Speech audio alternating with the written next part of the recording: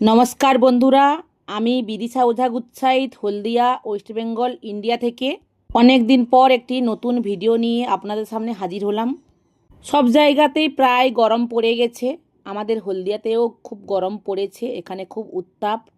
তা বেলের শরবতের চেয়ে ভালো পানীয় আর কিছুই হতে পারে না। বেলের শরবত যেমন শরীর ঠান্ডা রাখে, তেমনি স্বাস্থ্যের জন্য অত্যন্ত উপকারী। পাকা বেল ফাটিয়ে শাঁস বের করে জল ও চিনি বা গুড়ের সাথে চটকে নিয়ে ছেঁকে নিলেই তৈরি বেলের শরবত।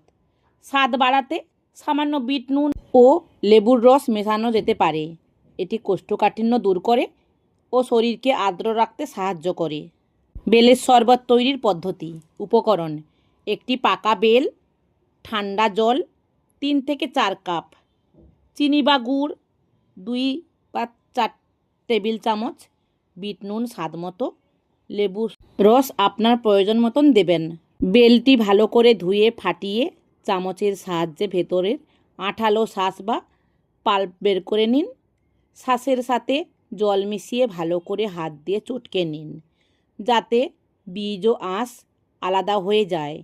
এবার মিশ্রণটি একটি বড় ছাঁকনি দিয়ে ছেঁকে নিন। ছেঁকে নেওয়া রসের সাথে চিনি, গুড় এবং বিট নুন ভালো করে মিশিয়ে নিন। গ্লাসে বরফ কুচি দিয়ে ঠান্ডা ঠান্ডা পরিবেশন করুন।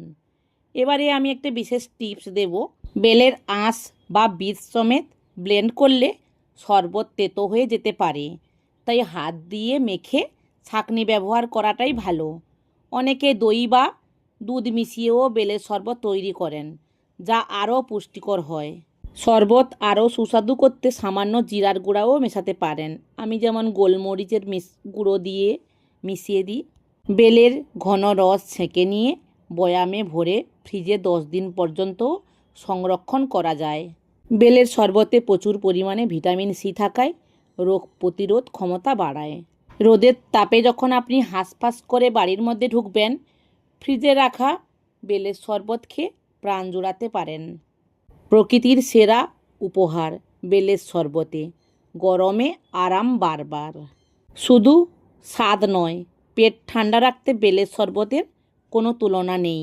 গরমে যখন কোল্ড ড্রিঙ্কস ফেল, তখন বাজার কাঁপাবে এখন আমার এই বেলের শরবত। বেলের শরবতের সাথে পুদিনা পাতা যোগ করতেও পারেন।